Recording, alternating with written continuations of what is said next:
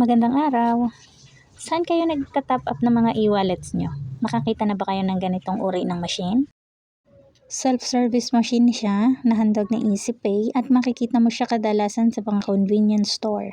Dito kami madalas mag-cash in ni Mr. sa GCash kaya ituturo ko sa inyo kung paano.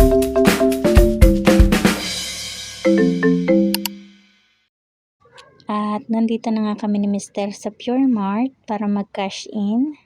Ito yung convenience store dito sa amin na may ganong machine. So, ang tutorial na ito ay kung paano mag-cash in sa GCash using EasyPay machine. Bale, i-touch nyo lang yung screen at itong makikita nyo, select transaction. And then, i-click natin tong cash in. And then, mag-a-appear tong data privacy consent. I-click mo lang yung yes. So, ang tutorial na ito is for GCash, kaya i-click natin ang GCash.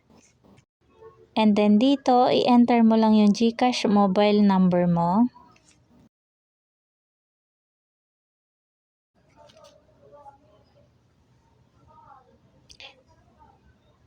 And then, click proceed.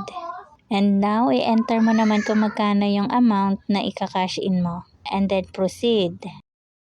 And then, ngayon, ilagay mo naman yung GCash name mo o yung complete name mo. And then, click proceed.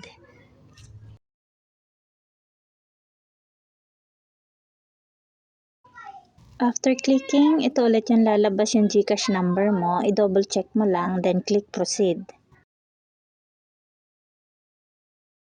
And then dito, para ma-confirm yung transaction, i-double check mo lang yung amount and then click mo yung pay cash.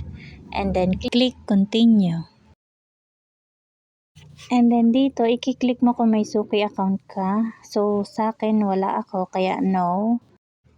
And then, ito na, i-insert mo na yung cash mo. At makikita mo din dito sa machine yung amount kung magkano na yung na-insert mong cash. So, bale, bills lang yung tinatanggap ng ganitong machine. And then, makikita mo naman, andito sa babang side lang, yung insert cash.